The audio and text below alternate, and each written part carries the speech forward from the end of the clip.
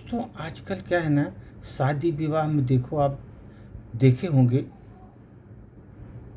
पारंपरिक विवाह प्रणाली में जो है जो हो रहा है दोस्त, जो अरेंज मैरिज हम लोग कर रहे हैं, जा कर के बच्चों का जो कर रहे हैं, बहुत बहुत कुछ लोग फंसा रहे हैं दोस्त।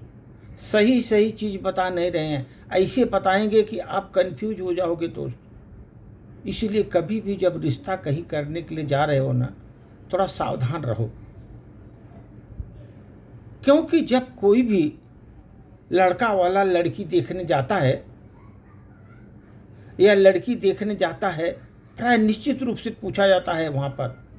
लड़की वाला जब लड़का देखने जाता है वहाँ पर जाता कुछ पूछते हैं, लेकिन लड़का वाले इतना फंसाते हैं बड़ी बड़ी बात बोलकर। सर वो प्रस्तुत है आपको, देखो आदमी गया लड़की के लिए, लड़का देखने के लिए, वहाँ पर बैठा, बातचीत किया। उसने पूछा लड़का क्या करता है। जब वो गया तो पूरा लड़का क्या करता है।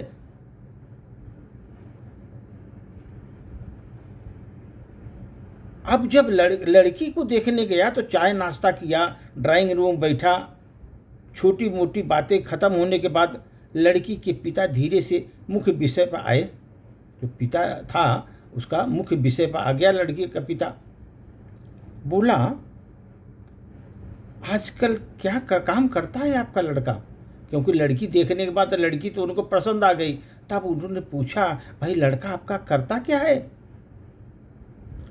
तो आदमी अपना चश्मा ठीक किया, गला साफ किया और कारपोरेट शैली में प्रस्तुति की। दोस्त बता रहा हूं, देखिए हमारा लड़का आजकल एक कृषि आधारित डायरेक्ट टू कंज्यूमर स्टार्टअप का संस्थापक है।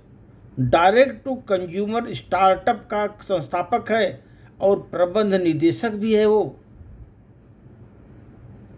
हम ऑर्गेनिक हेल्थ और वेलनेस सेक्टर में काम करते हैं।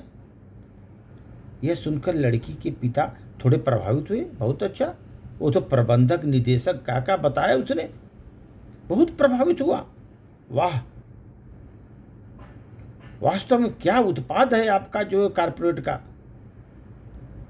तो उसका जो लड़के के पिता ने आत्मविश्वास से कहना चालू किया, हमारे मुख्य पोर्टफोलियो में उच्च प्रोटीन वाली भुनी हुई फलियां और पारंपरिक कार्मेलाइज मिठाई होती है। उसके अंदर हम कच्चे माल सीधे थोक आपूर्ति श्रृंखला से प्राप्त कर लेते हैं और फिर उन्हें थर्मल प्रोसेसिंग यूनिट में डायरेक्ट ड्राई रोस्ट करते हैं। और सबसे बड़ी बात यह है कि हमारी पैकेजिंग 100% इको फ्रेंडली है, बायोडिग्रेडेबल है।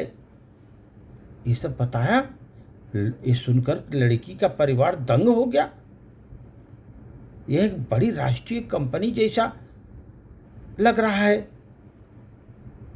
तो उसका जो साथी था, जो लड़की देखने, उसका चाचा लड़का देखने गया था, पूछने से रोका नहीं, उसने रोक नहीं सका। पूछा उसने, क्या आपके कंपनी का मुख्य कार्यालय कहाँ है। उसने पूछा, जो आया था उसका चाचा, उसने पूछा भाई आपकी कंपनी का मुख्य कार्यालय कहाँ है, आपके पास कितने कर्मचारी हैं।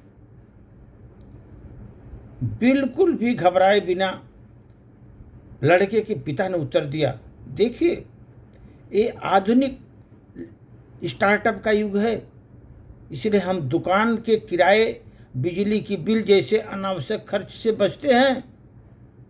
हमारे पास मोबाइल रिटेल आउटलेट है जो ट्रैफिक और सार्वजनिक आवाजाही पर आधारित पर प्रतिदिन अपना स्थान बदलता रहता है और पूरा संचालन मेरे बेटे द्वारा होता है, अकेले ही संभाला जाता है। वह एक सोलोप्रेन्योर है। अब लड़की के पिता पूरी तरह भ्रमित हो गए, पूरी तरह भ्रमित हो गए। उन्हें लगा कि यह अंग्रेजी उनकी समझ से परे है। इसलिए उन्होंने कहा, मैं इस मार्केटिंग भाषा को ठीक से नहीं समझ पा रहा हूं, आप जो बोल रहे हैं। आप सरल शब्दों में समझा सकते हो। कि वास्तव में लड़का आपका क्या करता है। उसी समय लड़के का करीबी दोस्त वहाँ कोने में बैठा था, उसका करीबी दोस्त बैठा था। धीरे से बोला, चाचा जी, उनका मतलब है कि हमारा भाई राजमार्ग पर मूंगफली, भुने हुए चने और रेवड़ी बेचने का सड़क पर किनारे ठेला लगाता है। सड़क के किनारे ठेला लगाता है।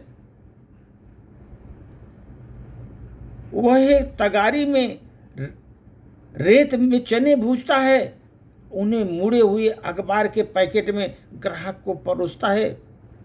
मुड़े हुए अखबार के पैकेट में ग्राहक को परोसता है, जिसे ये लोग बायोडिग्रेडेबल पैकेजिंग कहते हैं। अखबार में मोड़ कर देता है।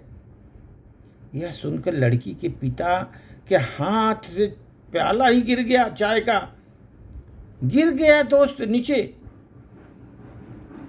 तो भाइयों, मार्केटिंग शब्दों का जादू एक शक्तिशाली चीज है। यदि आप काफी मजबूत हैं तो मूंगफली और चने के ठेला भी एक कॉर्पोरेट स्टार्टअप जैसा लग सकता है।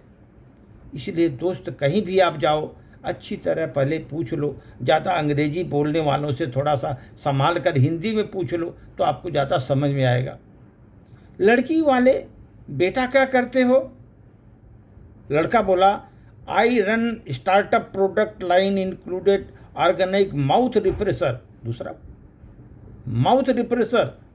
लड़की, अरे वाह, शादी के बाद पता चला उनको नुक्कड़ पर उनकी पान की दुकान है। तो ऐसे ऐसे लोग फंसाते हैं। इसीलिए दोस्त, कहीं भी आप लड़का देखने जा रहे हो तो बहुत सावधानी से देखो, लड़के को पूरा परिचय लो और दूसरे लोगों से उसकी जानकारी लो। अगर आपको नहीं मिल रहा है तो अगर जानकारी हासिल करोगे तभी शादी करो, नहीं तो कितने लोग फंस जाते हैं इसी तरह दोस्त।